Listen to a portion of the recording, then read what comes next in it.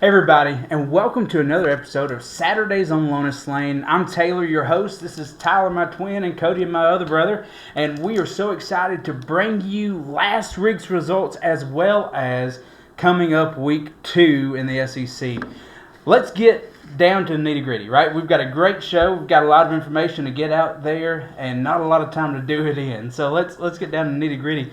And if you have never done this with your brothers to where you pick between each other, the text messages that I could show you starting Thursday night all the way through has been awesome.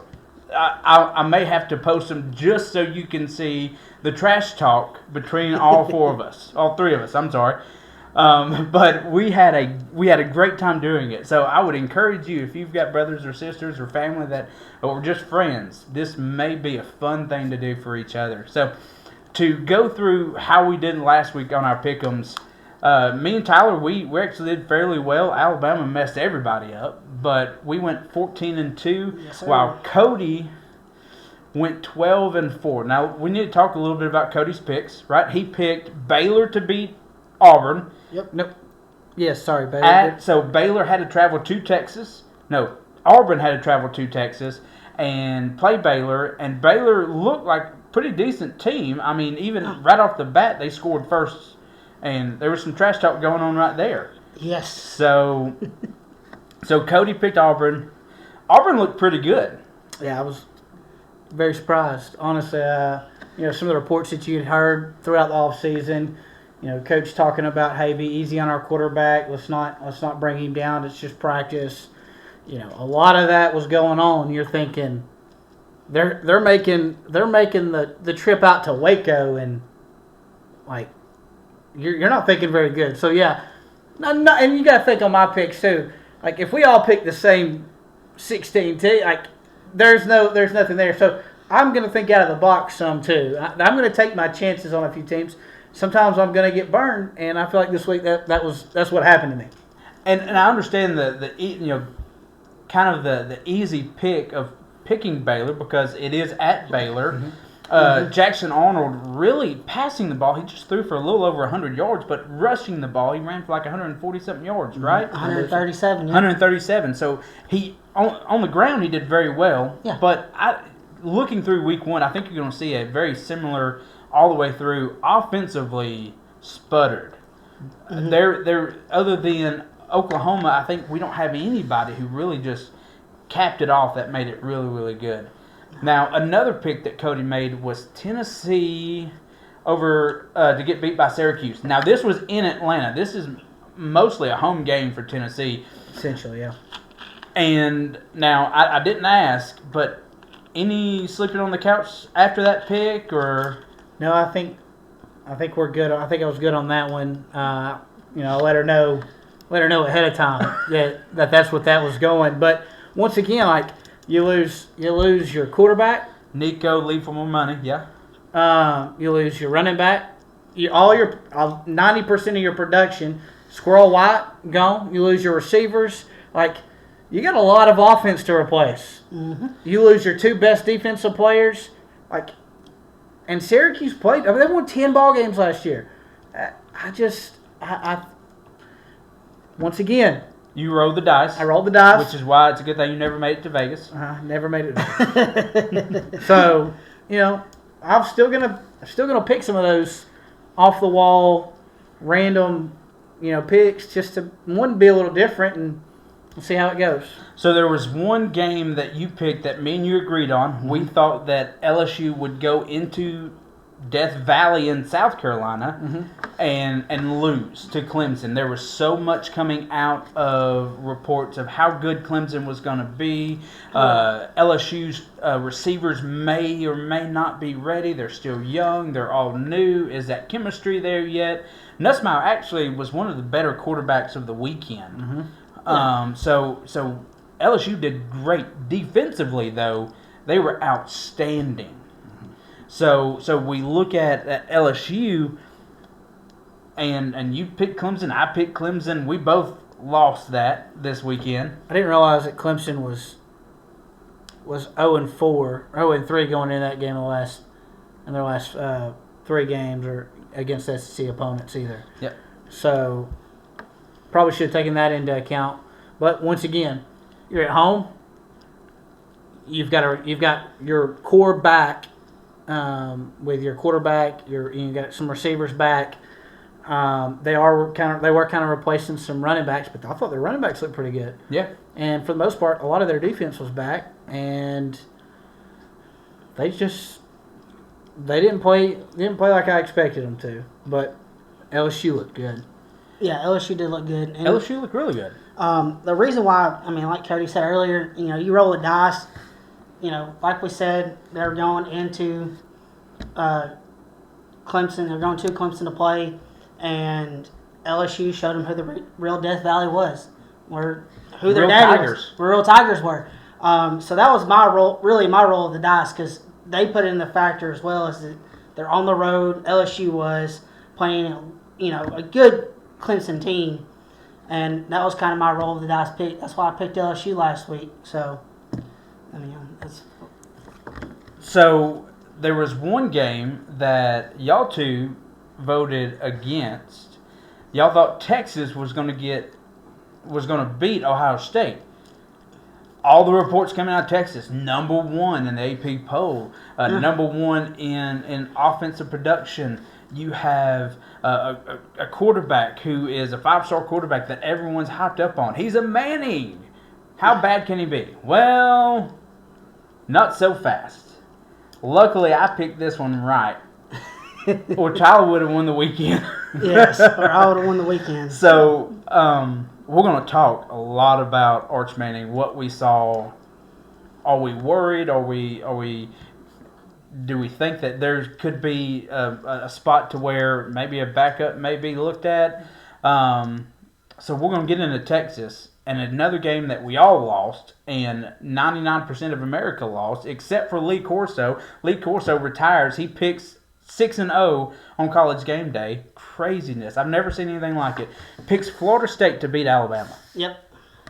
And we're going to get in Alabama. But before we get to all of that, before we uncover some of the things that we saw in Alabama, in Texas, is LSU's defense legit? Can South Carolina ride if you contain Sellers, right?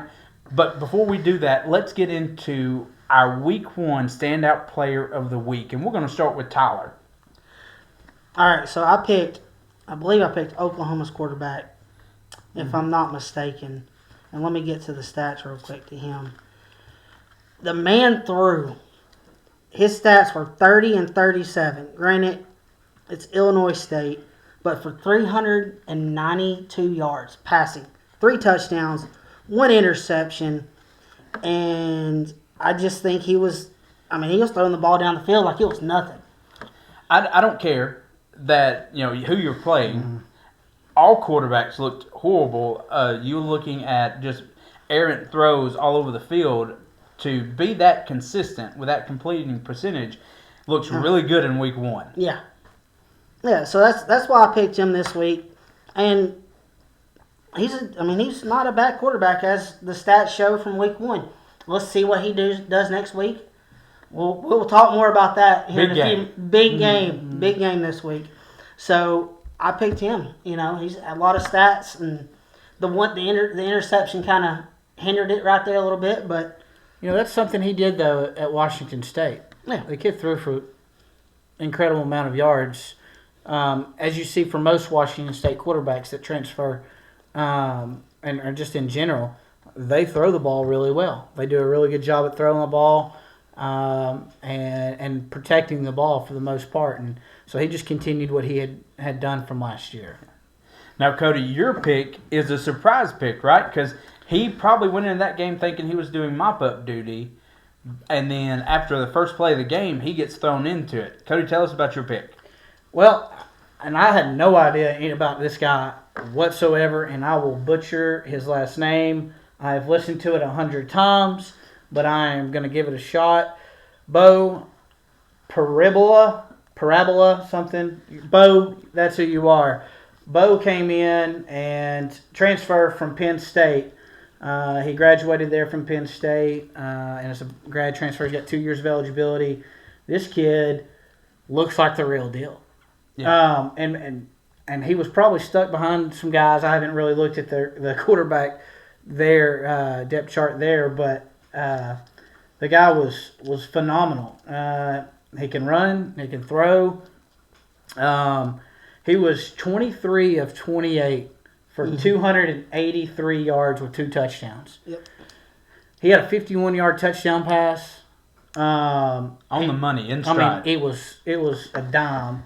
And he had 6 rushes for 65 yards and 2 touchdowns. The guy he looked special. He stepped up. I'm not sure, and I know you said this, but I've also seen this was a Thursday night game. It was a Thursday night game. Thursday night game. That's right. And we were both at practice. We were our kids' practice, so I missed the first little bit.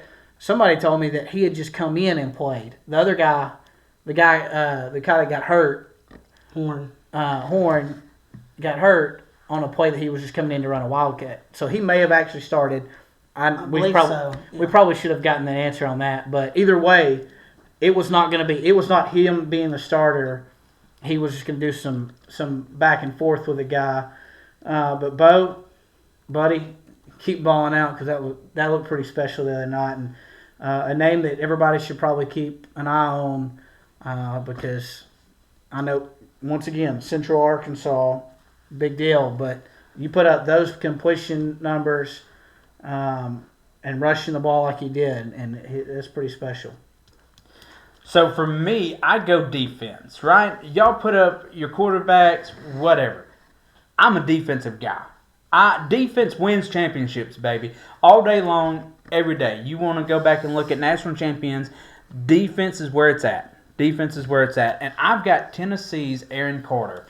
He had 9 tackles, 1 sack Saturday against Syracuse. So player of the game for me defensively, but listen to last year's. He put up 68 tackles. He didn't have any sacks, but he had an INT, an interception, that he took back 15 yards. So this is a guy to be on the lookout. He plays linebacker. He's a junior at Tennessee. Aaron Carter. His name will be called a lot throughout the year. But just kind of flies all over the field. Looks really good and smooth. Has a great understanding of the football game. Yeah.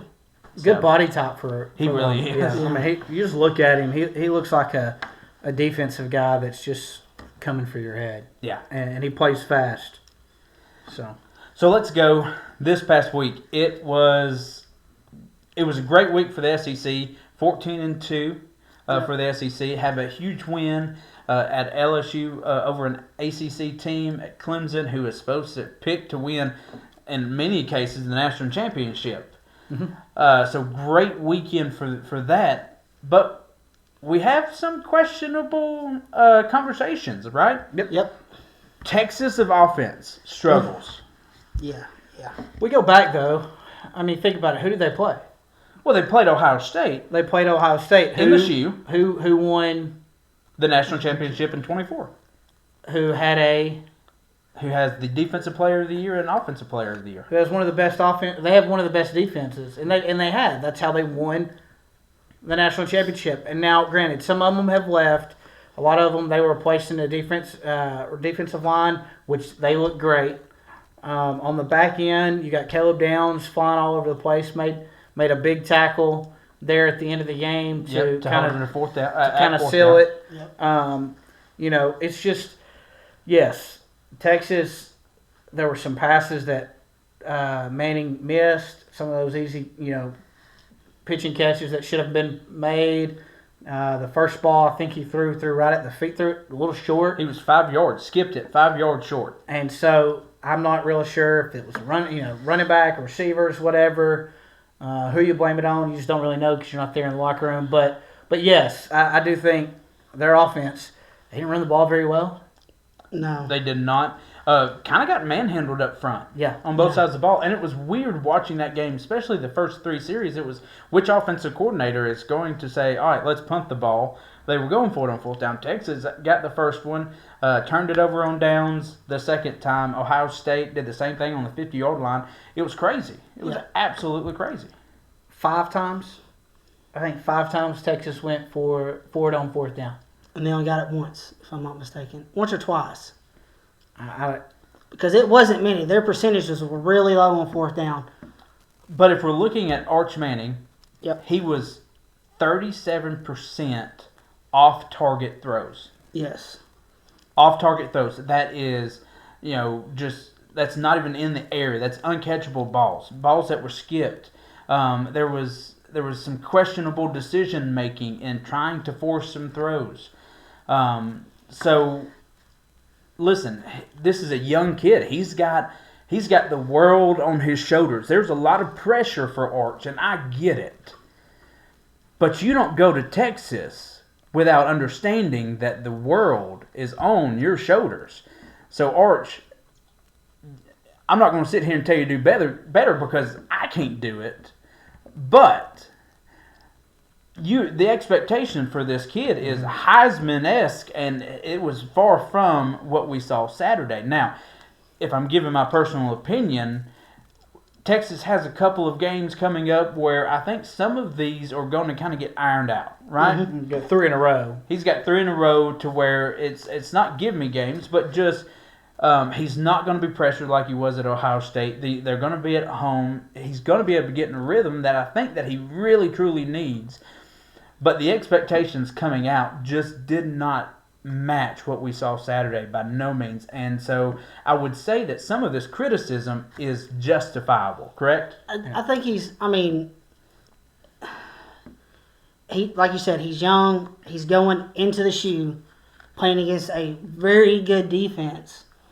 And if you watch some of the last few minutes of the game, Ohio State, like the last series, Ohio State backed off rushing. And he was able to shine and get the ball downfield, move it. They were able to run it a little bit. I think he got spooked after that first interception. Because if I'm not mistaken, it was early in the game. It was. That's why he started throwing them low.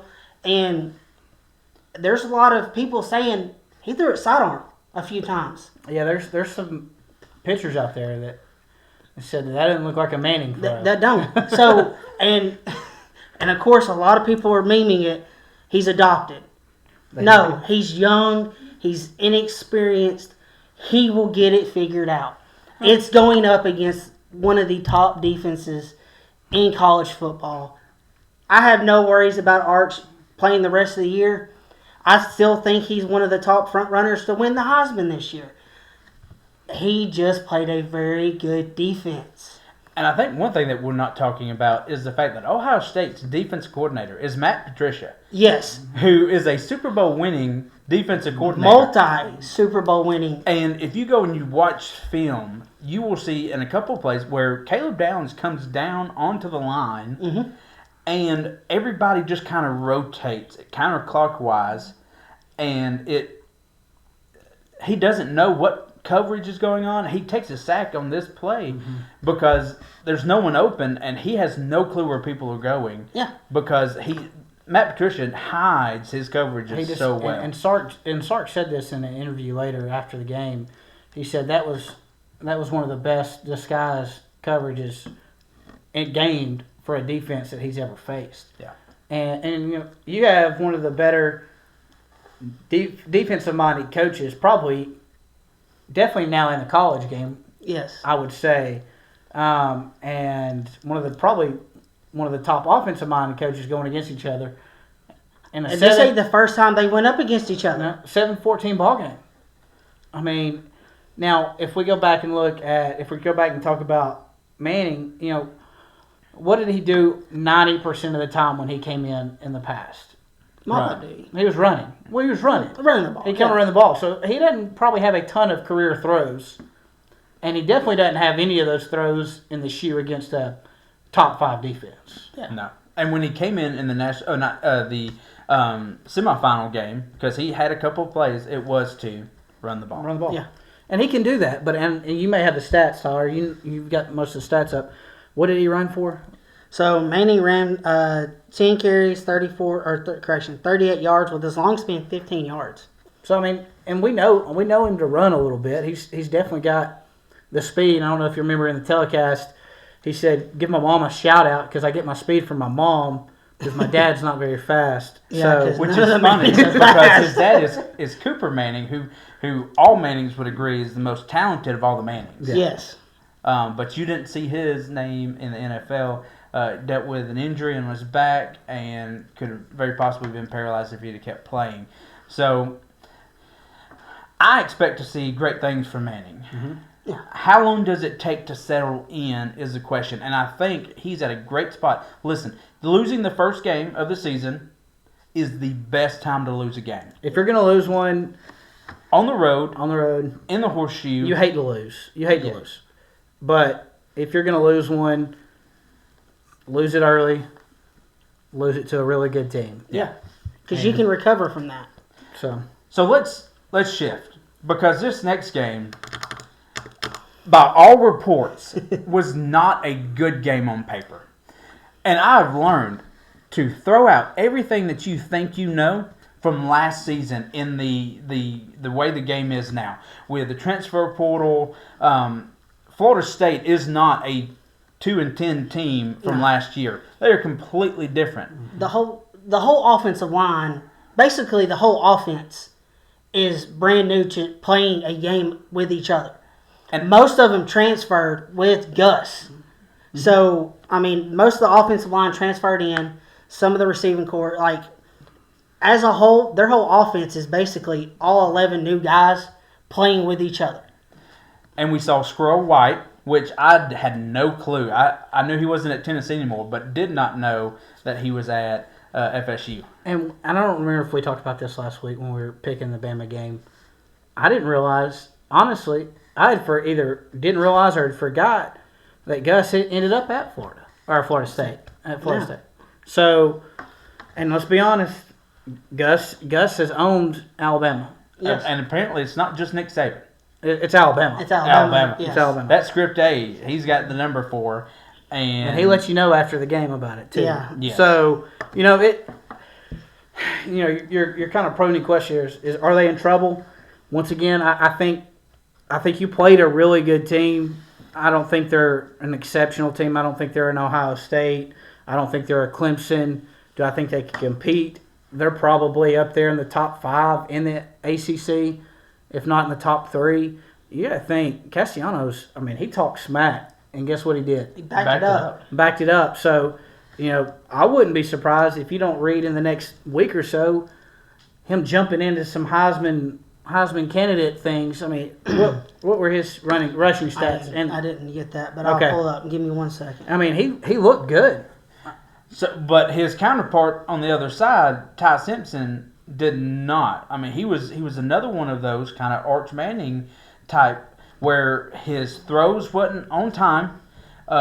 He went for some deep balls, had some men open, and came up short, overthrew, just wasn't on target. And you look at Ryan Williams, who had several drop passes over the middle, who ended up with a concussion. Don't expect him to play this week. We lost another defensive end in the game as well. We had they manhandled us on the offensive side of the ball. Where last week I talked about how Alabama wants to win in the trenches. Yeah. Did not happen. And you keep getting told like that offensive line. That offensive line's top in the country. Now, granted, I think their best run blocker was out. Yes. Jalen Roberts, the Hulk. If you go look at him, I think he's squatting like 900 pounds. He's a big guy, and he's more the physical downhill blocker that we've got. And I think he plays right guard. And so like it's one of those things. Yes, you miss one guy. Oh well, you don't get manhandled like that By one guy. by losing one guy. Like the next guy up should be able to take care of what you need. And so yes, I think there are some struggles, but I think it's all correctable things. A lot of effort things. Yeah. Yeah. You look on X, Twitter, whatever you want to call it, and there's some clips out there. And one guy that I was super high on our back end, in the back end there, I really thought that he was going to be one of those guys that came on last year. And Bray Hubbard had just kind of, and there were some reports that he may have been gotten hurt the play or two before, but there was zero effort on a play. There was some receivers for FSU that seemed to get lost and just wide open. Now, one of them is an absolute track star. He is a track star. They want to get him the ball. Whether it be an end around or a short pass over the middle. Mm-hmm. They want him to have the ball and just use his speed. Well, if you look at Cody asked me to pull up stats. He only threw 9 for 14 for 152 yards. One of them was on that big one down squirrel white. It was 50-something yards. 50-something yards. Yeah. On a dime. 40, how much 40, did he run? He ran for 78 yards and scored a touchdown. The end-around guy, he was at 32 yards. And untouched 32 yards. Double reverse. Yeah. The corners did not attack well for Alabama's defense. They couldn't stay on their feet. Defensive line, you see them tripping up over themselves. The running backs tripped over their own feet. They couldn't stay upright. Yeah. The linebackers look slow, especially Lawson. I know he's coming back from a knee injury, and I think, if I'm not mistaken, he had only been out from the brace for a week or so. He didn't play with the brace on. I saw that report. He just looked slow and timid and played on his heels. And he led in tackles. And so, but then you see the guy, every one of them, trying to tackle above the shoulders. Yeah. There was 4 guys wrapped up with one of the running backs, and he was pushing us because everybody was from the shoulder pads up. And there was 4 Alabama players trying to tackle him. So that's got to change. Yeah. Effort's got to change. And I think it's all fixable, but how quick can it get fixed? Can DeBoer do it? So you bring up a great question because I've seen it a lot. Is Kalen DeBoer an SEC coach? Should he have stayed at Washington? He had it made out there. Can he do the same thing? Can he bring that same drive and success to the SEC? Because I want you to see something. 3 times last year they lost. Yep. All away from Bryant-Denny. Already this year they've lost away from Bryant-Denny. All 4 of his losses, 14-point favorites to win. That is Vandy, that is Oklahoma, that is Michigan, that is Florida State. Yep. So here's my thing. If I'm Kalen DeBoer and I'm going into the locker room on Monday, this is what I'm telling the players.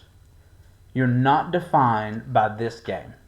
I know everybody wants to say Alabama's done. It's over. They might as well put a fork in it. They're a 5-loss team this year. You're not defined by one game.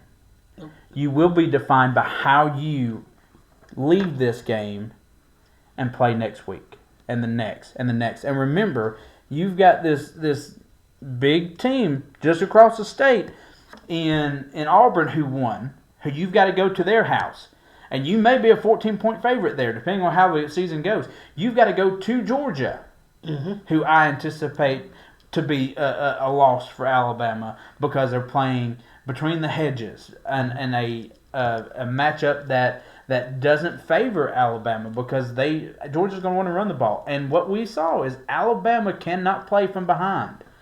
They want to get in front. They want to slowly and meticulously drive the ball down the field with a running game and then set up their passing game. Now, I know that's not kind of the coaching style that we've seen out of the two with being DeBoer and his offensive coordinator in the past, but that's the way they're set up. Strong offensive line. They've got a running back core that is just dominant, that can run over anybody, but they are not a team that is going to be able to get down and then come back.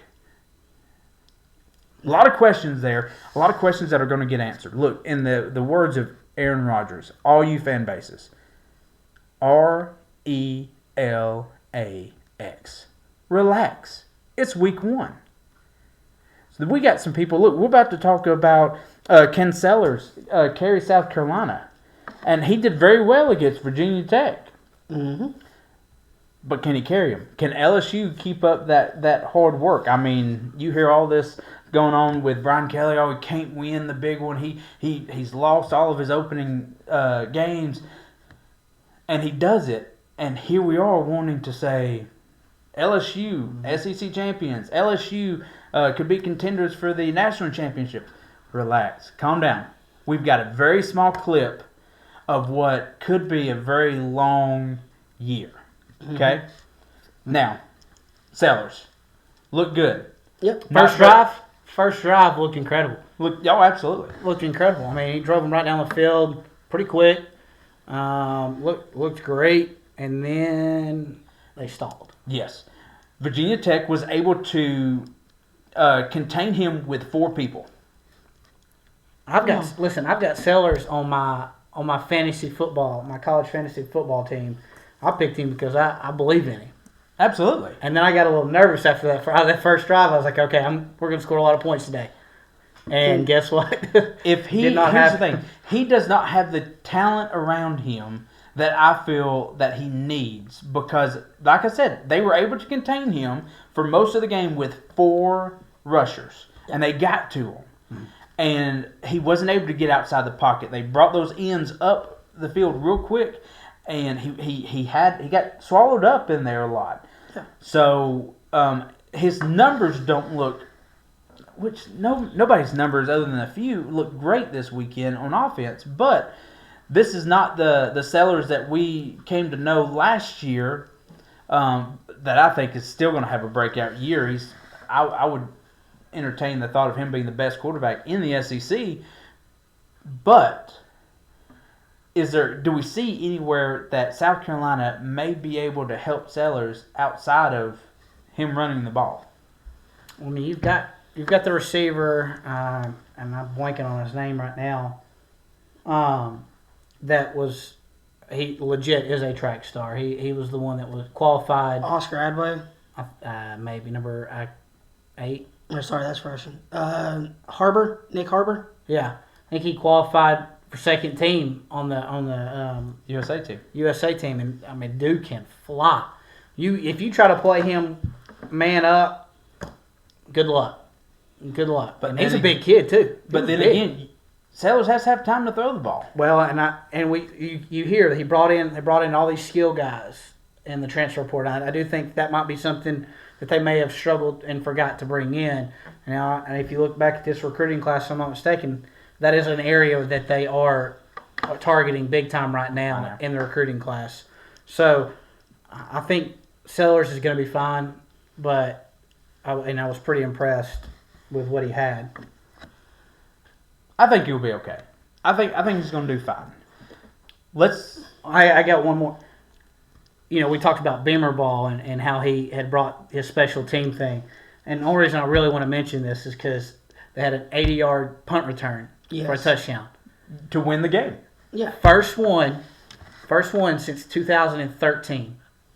Okay? And I don't know if y'all remember, I'm 99% sure y'all were both there. The kid played at Heritage High School 3 years ago. Not played for Heritage High School, but played against Heritage at Central Carrollton. He's a redshirt sophomore. Bacardi Swan, and he played defense, played offense. I remember when he was there, and he was pretty special. But kicked away from him. Oh yeah, you definitely kicked away from him. You threw away from him. You didn't throw at him because he's a DB. He also played receiver at Central Carrollton. Special athlete, but hadn't got as much playing time probably as he wants. But he is getting to return the ball and he shot out of it. Cannon kid flew. I mean, it was nice. It was nice to watch. Let's go to LSU. Great win at the pretend to be Death Valley. We're going to go ahead and say it. Pretend to be Death Valley because LSU went in there and that place turned purple and gold that night, right? Mm-hmm. Nussmeier had a great game. He threw for over 200 yards. But defense should be the talk because they looked really, really good. Now, in a week where offense struggled everywhere it seemed to be. They had 1 sack, but they had 8 tackle for losses, and Clemson just never could get going offensively. Well, I mean, it's going to be hard to get a sack against a good quarterback that can move around, and Cade can do it. So if you're not facing a stationary quarterback, I mean, it's harder to get those sacks. Now, the tackle for losses kind of show up. Yeah, because these are running backs. Yeah, and then so they're getting the pressure, and so you hope it's more your defense, and they were always in the right spot, right calls made at the right time.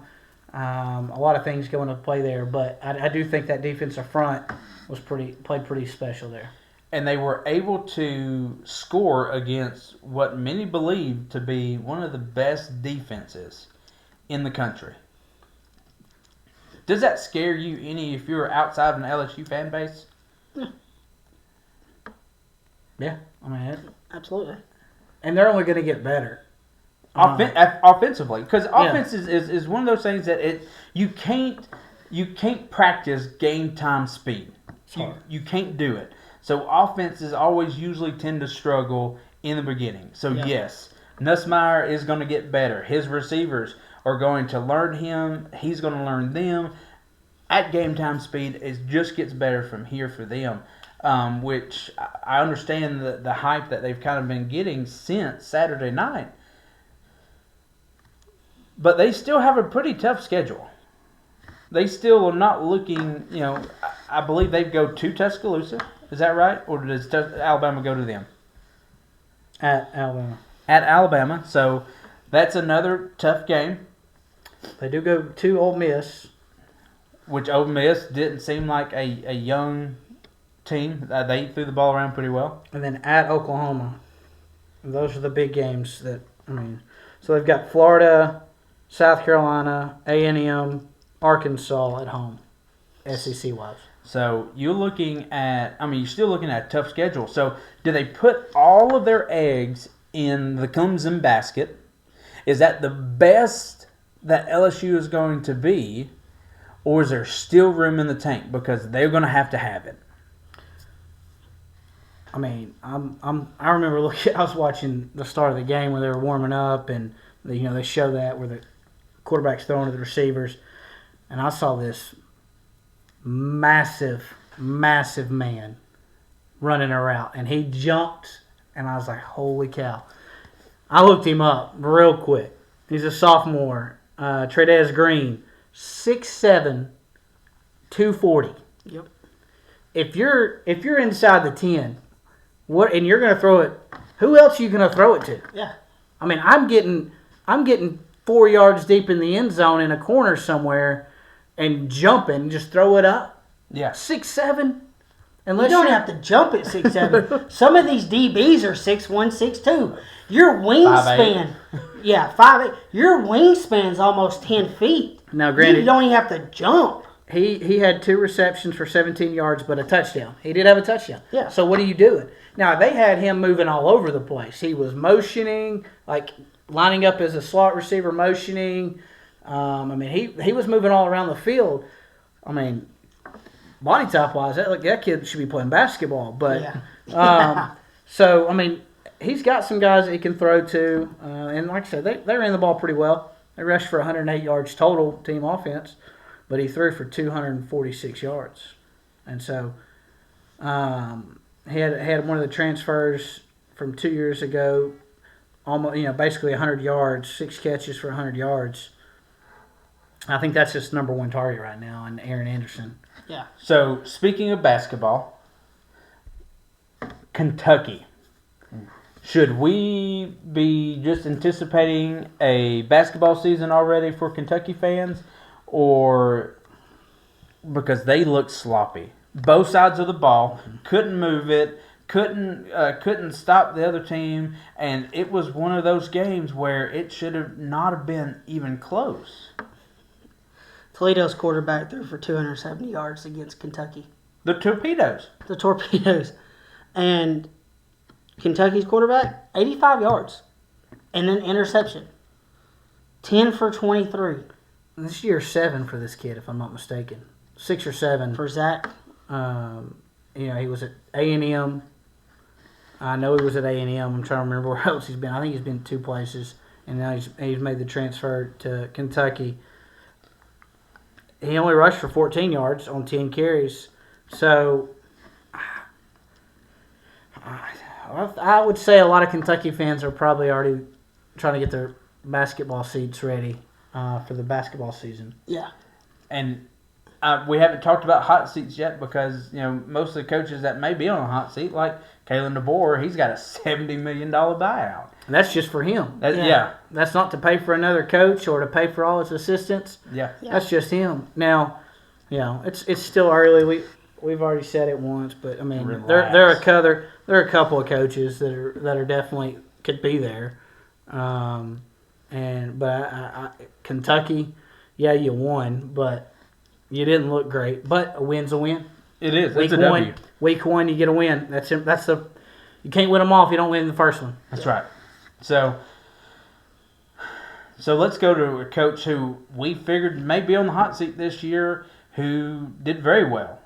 Yeah. Auburn. And I just put Auburn and a question mark. Mm-hmm. What should we be anticipating here? Because they looked very well. Once again, you look at Jackson Arnold. He did not throw the ball particularly great. Rushed for more than the passes, but that's what he does. He's a running quarterback. He ran for 30 more yards than he threw. He ran for 137, and he threw for 108. I mean, with 11 and 17, his quarterback rating was a 93.7. He is a Michael Vick style quarterback. He runs the ball. He doesn't throw. So as long as defenses can tone in on that, just get that run, Auburn's not going to be able to do anything. The next running back was 16 carries and 84 yards. What's scary is, though, if he does get his arm accurate and they've got the weapons on the outside. I mean, you got Coleman, you got Eric Singleton Jr. Yep. I mean, those two alone are they're your best receivers by far. You had Eric Singleton, he transferred from Georgia Tech. Cam Coleman's a sophomore, so he's in the second year of the program, and I mean, he's special. Yeah. And so if he can figure that out with a little bit of running, I mean, and we know Hugh Freeze has had a good offense. He's a good offensive mind. Yeah. So he's going to get him right. And so what's scary is what they did to Baylor on defense, and how they held them to 24 points. And Baylor's their points per game historically, last year, historically, I mean, you're looking at 50, 60 points a game. Now, we know everybody makes the joke. Defenses, they don't play defense in their league. They do not. And that's fine. And they come and play in an SEC, and historically when not just Baylor, but that league plays in a SEC opponent, they don't score that many. Now, they still score. But that scares you a little bit. Let's look at Auburn's defense real quick. They gave up 64 yards rushing. Good on the ground. How many attempts? But they gave up 419 yards passing. Through the air on 27 receptions. But if you they ran the ball 24 times. So the defensive front did well. As a defensive-minded guy like I am, if you're looking at that, it's a bend, don't break mentality. Give up the big plays through the air, but when they get down there in tight quarters where you've got to be able to run the football. Mm-hmm. Yeah. So what do we think? Is it too early to start yelling War Eagle, or do we think that Hugh Freeze has got this team exactly where they want them, where they could contend in several games this year? Well, I'm not there yet. Okay. I do think they are a lot further along than what I imagined, just by all reports coming through preseason camp. Next 2 weeks, you got Ball State and South Alabama. I don't think they'll have any issue in either one of those. But then you get to go to Oklahoma. So We'll talk after that week. That's when Yeah. when I can feel like I can make that decision. Well, week 1 is in the books, ladies and gentlemen, and it is been one of the best weeks of college football you could ever ask for. And I texted Cody this morning and I said, man, when you're looking at these schedules for this week, it's a little bit of a letdown. And his response is, well, you got 4 good games, but it's not a Texas, Ohio State. It's not a South Carolina and Virginia Tech. It's not an Alabama, Florida State, which some of us would like to forget. It's not a LSU and Clemson type weekend. No, So, not across the board. Not across the board. It's one of those games to where we can sit back and relax for most teams.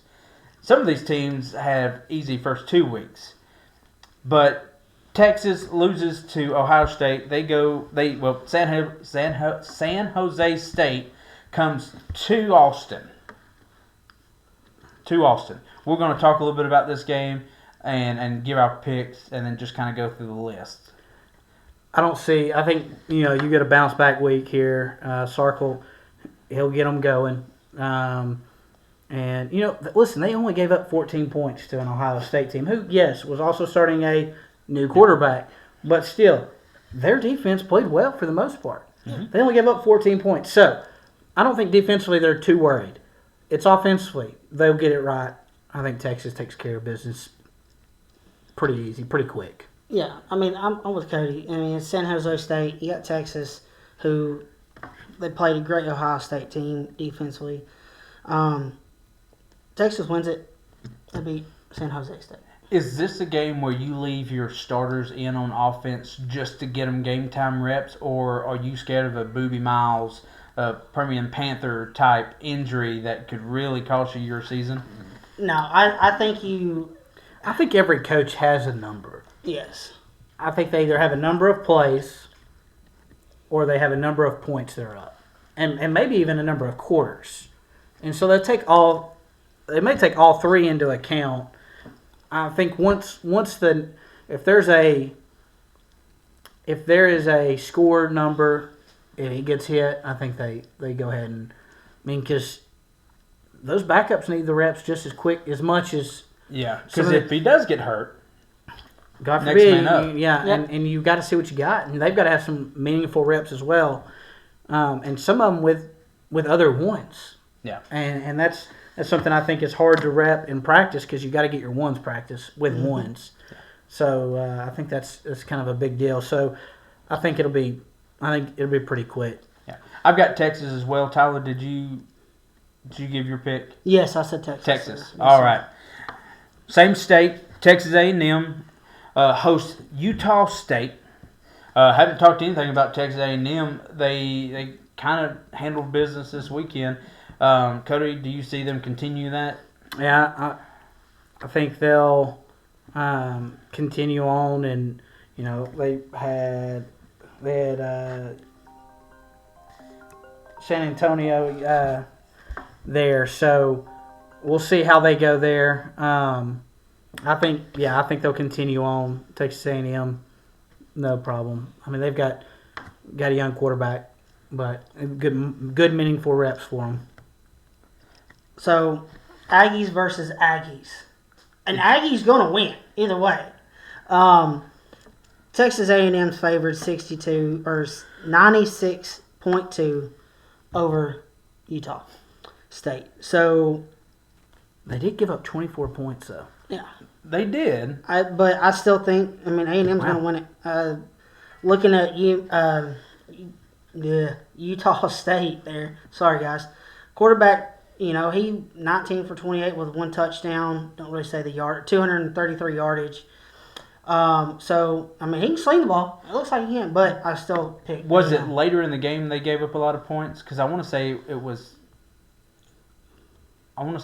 more towards the end that they gave up some points. So maybe that second team. Pull that back up. It was pretty consistent. They gave up 3 in the first and 7.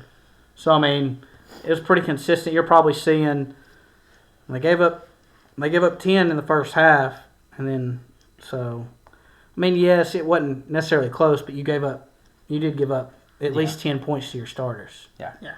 So, Texas A&M all day with Utah State. 100%. Once again, Georgia still doesn't want to play anybody the first 2 weeks of the year. And that's okay. That's okay, Georgia fans. Slow and steady into the season. That's the way you want to go. I'm sure Alabama fans are feeling that way right now as we speak because they could have used some help. But Georgia versus Austin Peay.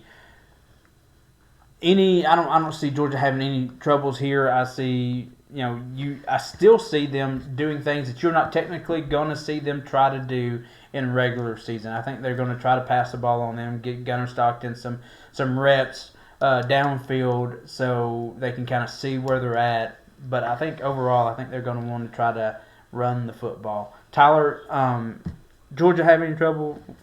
I don't think so. I think back to that numbers game like with Texas, I say first half, your starters are in. Second half, just go ahead and throw in your backups and see what they can do.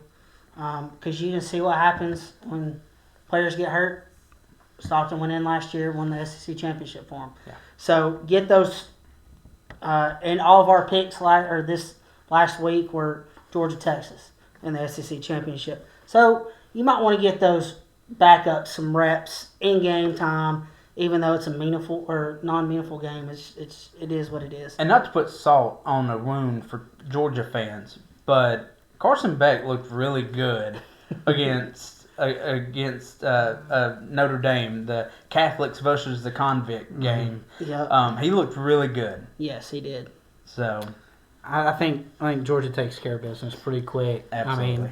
I mean, and once again, you get in those scheduling battles where you're limited on teams that are going to come play you no matter what the money, because they're worried about their season and injuries. No matter what the money, some teams they're just not going to do it. And you're scheduling these 8 to 10 years out. So, you don't know what Marshall's going to be. So, yes, right now they look like cupcake games. 8 years ago, Marshall was kind of building back up. You never knew what Marshall could have been. You just never know. And so, yes, you do schedule some easier games, but this is probably one of the easiest games that they'll have. And it may change a little bit next year because you're bringing in that extra SEC conference game. And now they already played Georgia Tech at the end of the year, so that's going to be their cross conference game. Yep. Power 4 game. So Georgia still don't have much on you. Still don't know what we want to see. I've talked to some Georgia fans. They're still kind of down on themselves. They're worried about this season.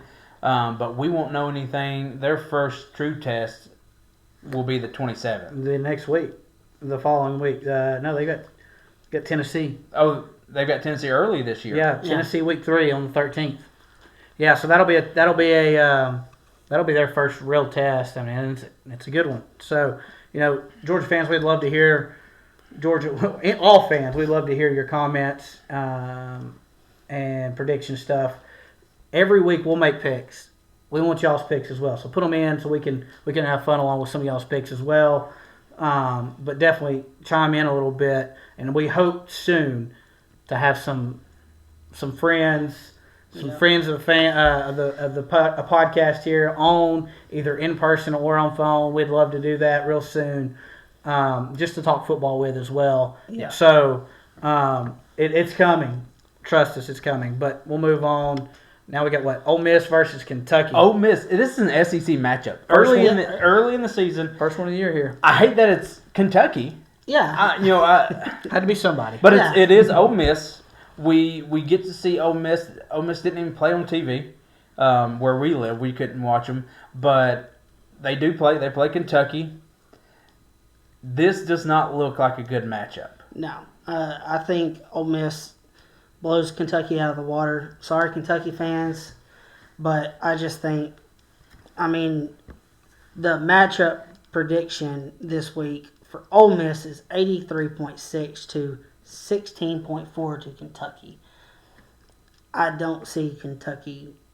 You're giving them some kind of hope there, but I don't think there really is much hope. No. The way Ole Miss played offensively, and I'm not sure what Kentucky. Normally Kentucky's stronger on defense. I didn't see that in week 1. So I think this is an Ole Miss game where, pretty quick. But then you run into this. It's Bob Stoops. I've got Ole Miss all day long, but I would love to see some life in the Wildcats. I'd love to see this be a close game. I don't particularly see it happening. Want one hand, spit in the other, see which one fills up faster, as Dad always says. I just do not see anything good from this game. But let's go to Tennessee versus ETSU. Now, Tennessee, you got to watch a quarterback come in, do very well, saw some downfield passes that connected, saw some passes that you wish would be caught, but very well against Syracuse in the Georgia Dome. And then you turn around and you watch your guy, Nico, leave you for some more money, get dominated, look horrible. Yeah, it was terrible. I don't know. Worked out for them week 1, for sure. Worked out great. Yes. Week 1. ETSU. With that being said, Tennessee all day. Not going against the Vols this week. I'm not doing that. Not again. Not this week. My wife is a graduate of ETSU, nursing program out there. But I got to pick Tennessee over ETSU. Yeah, Tennessee. It's one of those games that you expect them to win. Understand anything can happen, right? Yeah. Not this. Not here. Then we've got Missouri versus Kansas. So Missouri versus the Jayhawks. A little bit better of a matchup here. This is one of those 4 that I kind of counted in. Yes. Yeah. And Kansas has already played 2 games. Yes. So they're coming into game 3. And after last week, from week 1 to week 2, they look 10 times better. Playing on a better surface, though. Right, but still, threw the ball well. Emmanuel Henderson Jr. had like 150-something receiving yards. It was pretty impressive for Kansas. Going up against my pick of the week with Missouri, I think that would be the game of the week, the team of the week that showed the most, no matter who they were playing. I was most surprised about Missouri. With that being said, I'm going to have to go Missouri. A little bit of suspense. Yeah, a little bit of suspense there. And nothing against Kansas whatsoever. You played Fresno State and you played Wagner, wherever they're from. You put up big numbers against them, but you're coming and playing an SEC team. Their prediction is 64-36. I'm gonna have to go with Mizzou on this one as well.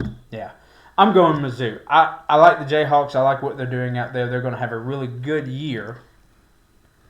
But this is a setup game for you to come in, get beat, and then get back to your conference. Mm-hmm. Yeah.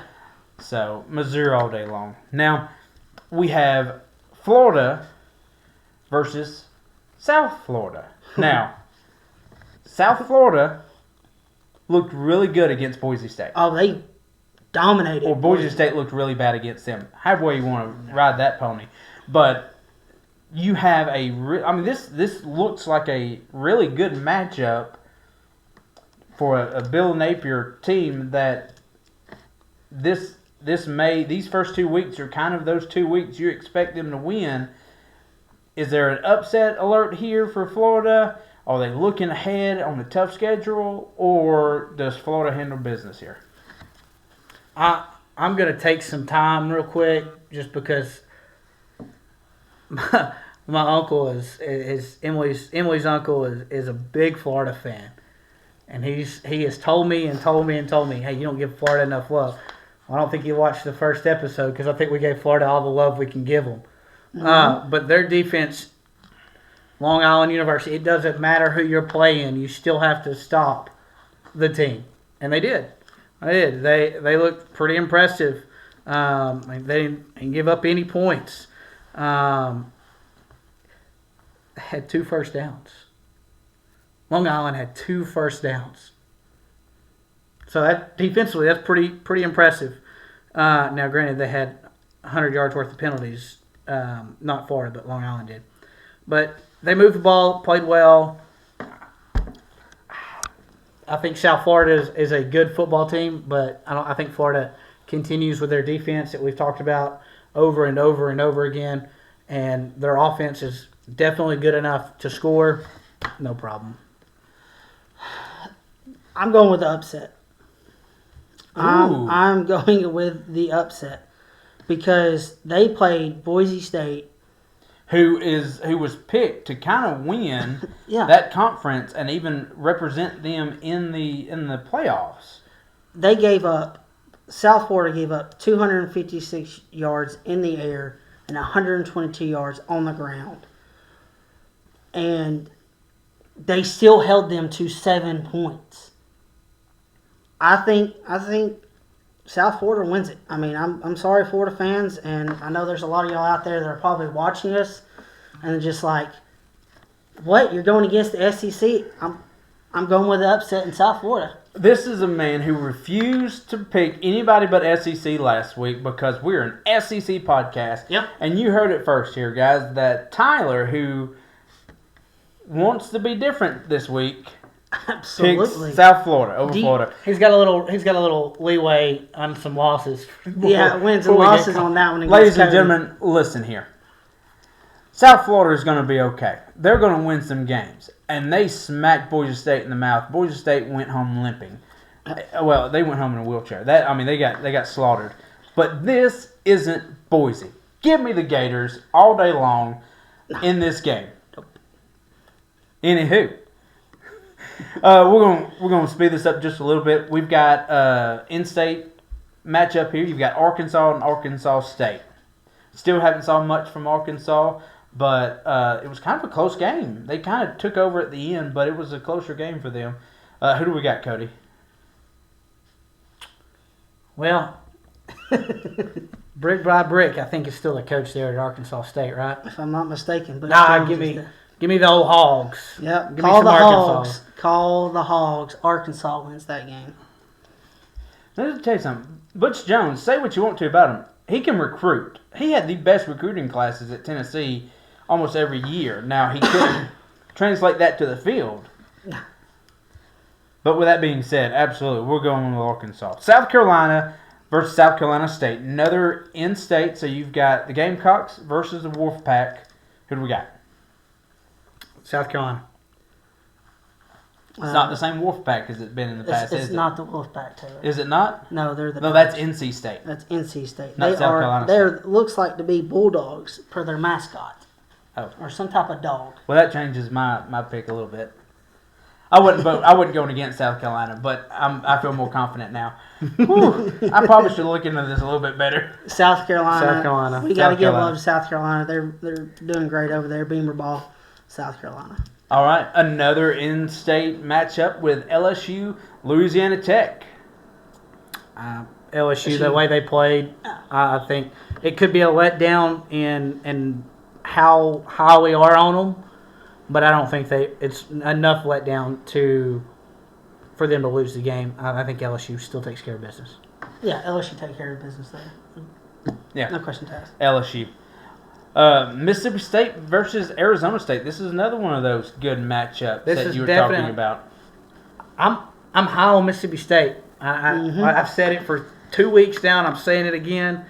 I don't know why. It's just a gut feeling. After last year, man, unless they're playing your team, you're pulling for Mississippi State, right? Yeah. Well, I mean, the team the team Arizona State played last week was North Arizona. They gave up 19 points. And I don't really think Is this Willingham's team? Isn't this Willingham's team at Arizona State? I believe so. Yes. I think he's the head coach there. Sun Devils. Yeah, The Sun Devils, yeah. So he's a young coach. Yeah. Good offensive mind, had good ideas and everything. But I'd like to hear what y'all got on this one. Who won't you go first? I'm Mississippi State. Mississippi State all on the the way. upset. On the upset, yeah. Because Arizona State's ranked 11th. As per last week, they haven't dropped the new rankings.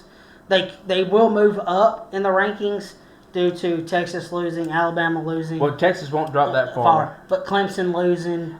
And I think FSU even jumps up into the top 15. Yeah, I think so too. But I don't think Mississippi State can win. I'm going Arizona State on this one. He thinks he's going to bake up ground on the wins-loss category. Just got to do it. I'm going Mississippi State. I'm sticking with my boy Jeff Levy. Where's this game being played at? This game is... I want to say at Mississippi State. It is at home. It's at the Sun Devils. Nope. Oh, no, sorry. It's in Starkville. It's in Starkville. Yeah. More cowbell. More cowbells. Yeah. Hey, that might change my pick. No, too late. You done giving it. Speaking of that, Auburn versus Ball State. What we got here? Auburn. All right, that's an easy one. Auburn, we've talked about you, buddy.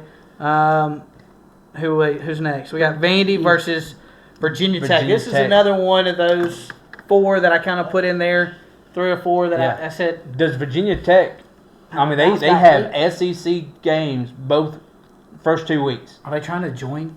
Are they trying to join us? I don't think so. No. I feel like they are. Maybe after this week they might not want to. What we got? I'm going Vandy. I think Diego down there has a little magic left. I think Vandy wins it. Yeah, Vandy. Guys, I hope to make a trip. I know this is an SC podcast. Plan is to make a trip to Virginia Tech this year and watch a game. One of the coolest entrants. Get Sandman there. Sandman. I plan on making a trip there this season. I think we're talking about November 22nd. I think that's the one we're going to go to against Louisville, if I'm not mistaken. It might be a Louisville game. I think that's where we're going to go. I'm real excited about that. It's Blacksburg, Virginia. The Commodores go to Virginia Tech. So I'm going to pick Virginia Tech. Okay. Picking Virginia Tech. Virginia Tech. Yeah. You're going to try to game one on both of us there. Hey, gotta pick outside the box a little bit here and there. Game ground. Take a chance. But this game isn't being played at Virginia Tech either. Is it? Yes, it's in Blacksburg. It's in Blacksburg. Yeah. It's in Blacksburg. Yeah, can't change your pick now. I'm not changing it now. I couldn't. I believe I'm going all SEC here on this week. But that's okay. Yeah, Vandy. Now, here's the game. This is interesting. Alabama fans remember this game back in 2007. Nick Saban's first year. You have Alabama and the University of Louisiana Monroe. This is a haunting game for Alabama. Well, I think it's a bounce-back week for Alabama. I really do. Even though Louisiana Monroe... I mean, they played St. Francis 29-0. They're you can't really look up stats against St. Francis because it's 81 yards rushing they gave up and 50 yards passing. So I just don't think that. I think Ty Simpson gets in a routine. Potentially Ryan Williams is out this week, which he wasn't. I mean, I wouldn't say he wasn't much of a threat this week. No. Number 5 was for Alabama's offense. Which I told y'all before the game would be the guy who makes the biggest leap this year. Yes, I think he does. With Ryan Williams being double-teamed 6 ways till Sunday. Bernard is probably going to have most of the catches this week. With Ryan Williams potentially being out. He is day-to-day as of reports of right now. I don't see him playing much this week because of that. So, I mean, give me Bama, though. Yeah, I'm Alabama. It's a bounce-back week. It really is. It gives you a chance to bounce back, kind of clean up some mistakes. Quiet the noise. Yeah, and take care of business. But, yeah, I mean, I think Alabama takes care of business there. It might be closer than we want it to be, but, you know, or any fans would want their teams to be. Could be. But we'll see. Yeah. But, yeah, Bama. So here it is. Game of the week. Once again, SEC versus Big Ten. And these picks are brought to you by Brittany Sweet Treats. If you need any party sweet treats, being cake, cupcakes, cookies, cinnamon rolls, whatever it is, Brittany Sweet Treats is the place to go. But you have Oklahoma versus Michigan. Now let's set the scene. It is a 7:30 start. It's in Oklahoma. Mm-hmm. Yep. Oklahoma has a 53.5% chance of winning this game, and they are 2.5-point favorites. as of right now, in the recording of this podcast, this should be big. So I'm gonna go start talking about Michigan real quick. Okay. You've got a quarterback, freshman quarterback, going to be making his second start of his career. Yep. Bryce Underwood. He had a pretty good game, number wise. He had a decent game, game one. You've got a running back, Injustice Hayes, who's a transfer from Alabama, who rushed for 130 something yards, I believe, if I'm not mistaken on my numbers. Had a really good game. Yes. So their rushing attack is what's going to really carry them as far as they can go. So, looking at the weather, 81 degrees at kickoff, kind of a cloudy sky, but no look at precipitation at the moment. it depends on how Michigan's defense is going to handle the passing attack of John Metter, and then that's kind of where we go with that. Give me Michigan. Give me Michigan. This is going to be a tough one because I mean, it's right down the line. It's 50-50 for me. It's the rushing game for Michigan. You know, they're really strong there with great running backs, and Oklahoma did fairly decent this past weekend. It was Illinois State though. Go ahead, you speak. I'm gonna have to think about it for another minute. Now, here in the first part of the season, I think home field advantage means so much. You see Alabama travel to Florida State, big game changer, right? In Tuscaloosa, you may not have that.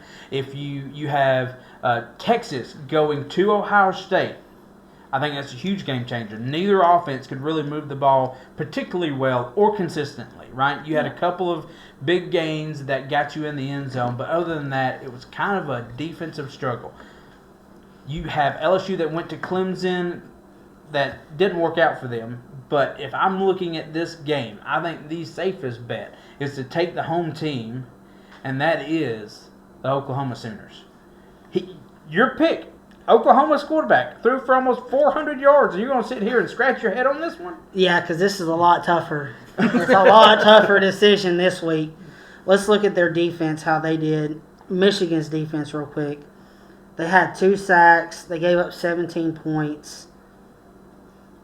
To the Lobos, right? To New Mexico. The Lobos, yeah. But give me Boomer Sooners. Boomer Sooner. Yeah, Boomer Sooner. Oklahoma. Give me Oklahoma over Michigan. Tight game though. It's going to be tight on that one. Oh yeah. I think the spread. 2.5. It's a 2.5. Could change by game time. Could change by game time, but I think Oklahoma is the winners. Pulls out the dub on that one. Yeah. Take SEC in this SEC Big At Ten home. matchup. Yep.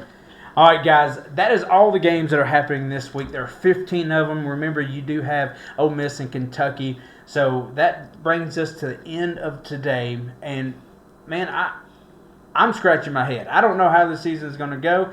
Last year was a big jumble mess. I see this season going exactly the same way. But remember, we're just through week 1. There are 13 more weeks to go of college football. Yep. 13 more weeks. Relax. Calm down. Your team hasn't won the national championship yet, and your team has not won the national championship yet. So just because you're 1-0 means nothing. Just because you're 0-1 means nothing. Texas fans, keep your head up. Alabama fans, you're going to be okay. There's so much more to play. Yep. So relax. But we want to hear from you. We want to hear your comments. Had a great time Sunday morning arguing with J.C. Groves on Facebook. He was he's pastor of a local church. He's been a great friend of ours for a long time, and he is a huge Florida State fan. And he let us know about it, and we want to hear from you. I also had another gentleman who reached out to me on Facebook saying, "Hey, I wish you would talk more about the ACC." And I told him, with all these cross-conference games, we will have plenty to talk about. He was a big FSU fan as well. So thank you for the comments that you have already sent. We want to hear more from you.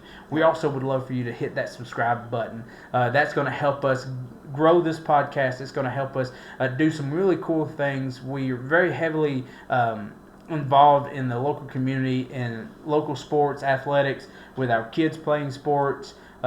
We are very heavily involved in high school sports, and we'd love to do some donations for those, but we need some support from you guys. So if you don't mind, if you'll hit that subscribe button. Great show, wonderful time with you guys. I love the competition that we've got going on here. So keep it up. We want to hear from you. Don't forget to hit that like button and that subscribe button. And remember that every day is Saturday on Lone Star Lane. Thank you, guys.